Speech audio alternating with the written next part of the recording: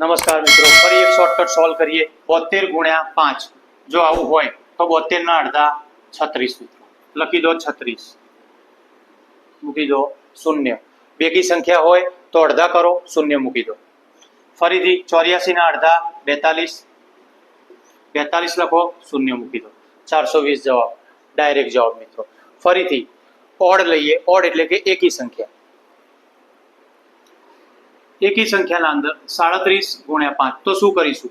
આમાંથી એક ઓછો કરો, ઓછા કરીશું તો બનશે 36. 36 ના અડધા કરો, આવશે 18 અને પાછળ 5 મૂકી દો. એકી સંખ્યા હોય તો એક ઓછો કરી એના અડધા અને પાછળ 5 મૂકી દો. જવાબ ફરીથી મિત્રો 43 માં શું કરીશું? એક ઓછો કરો 42, 42 ના અડધા 21, પાછળ મૂકી દો 5. સોલ્વ મિત્રો. Thank you.